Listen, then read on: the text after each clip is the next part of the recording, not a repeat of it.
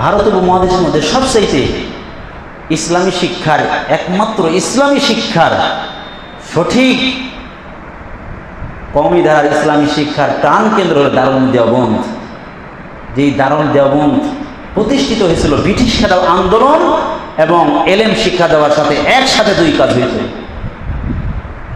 এর পাশে, এই দেওবন্দ মাসের পাশে একজন ছিল, নাম ছিল শাহজি আব্দুল্লাহ। নাম ছিল কি? শাহজি আব্দুল্লাহ। লোকটা ঘাস কাটতো, ঘাস কাইটে কেটে বিক্রি করতো।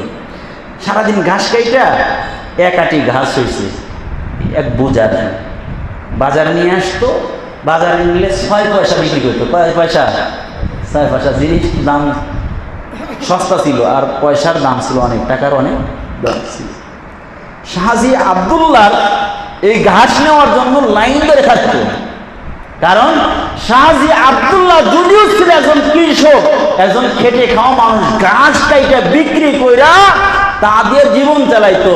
যদিও নিম্নমানের মানুষ ছিল, কিন্তু এত সত্যবাদী ছিল, কারো জায়গায় গিয়ে ঘাস কাটতো না। যেখানে ঘাস কাটা বৈধ সেখানেই কাটতেন, অন্যায় কিছু করতেন না, জীবনে মিথ্যা বলতেন না। এই লোকের এমন হয়ে গেল, নাম হয়ে গেল, এর ঘাস নিয়ে যেই গরু খাওয়াইতো, যেই ছাগল খাওয়াইতো, দুধ বেশি হইত। সুবহানাল্লাহ। এখন এই লোকের ঘাস নেওয়ার জন্য লোকেরা লাইন ধরে থাকে, যে আগে ধরতে পারবে সেই নিবে। আর এর রেট ছিল একটাই, 6 পয়সা সারা বছর।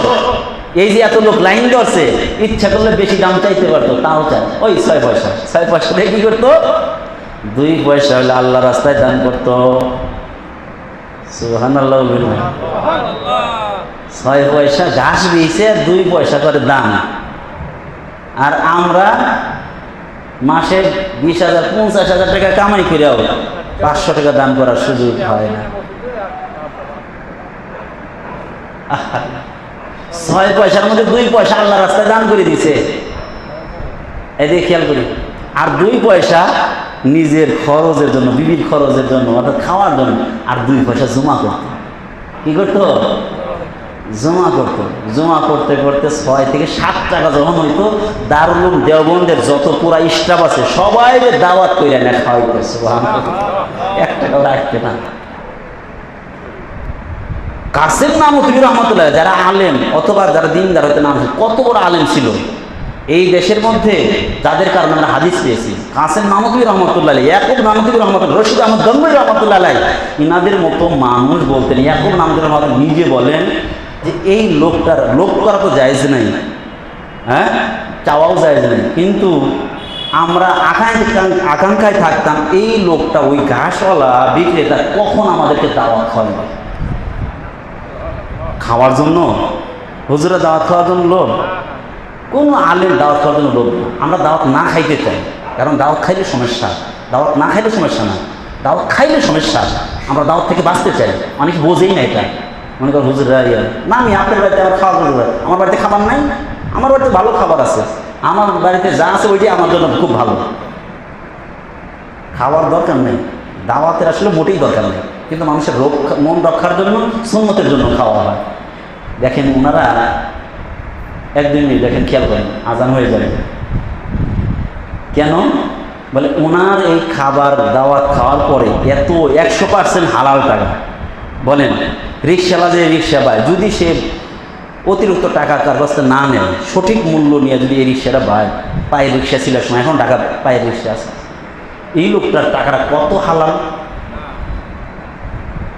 ইয়াকুব নানুতুবি রহমতুল্লাহ বলেন যে এর বাড়িতে দাওয়াত খাওয়ার পরে 40 দিন পর্যন্ত আমরা ইবাদত করতে, তেলাওয়াত করতে, পড়াইতে, আমল করতে এত ভালো লাগতো যে 40 দিন শেষ হয়ে গেলে যা অন্য টাইমে এত ভালো লাগতো না।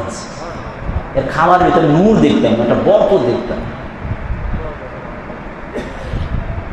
খাবারের ভিতরে যে নূর দেখা যায়, আমি একটা কথা বলতে এসেছিলাম যে টাইম নেই, আবার শোনাবো ইনশাআল্লাহ। ইমাম আহমদ রহমতুল্লাহ আলাইহি তার উস্তাদ শাফি রহমতুল্লাহর বাড়িতে গিয়ে যে খাবার খাইছিলেন, এবং আহমদ রহমতুল্লাহ বলেন যে আমি যেই খাবারটা খাইছিলাম সরাসরি দেখলাম যে আকাশ থেকে নূর একদম খাবারের ভিতরে দস্তরখানার মধ্যে ভরপুর হয়ে আছে।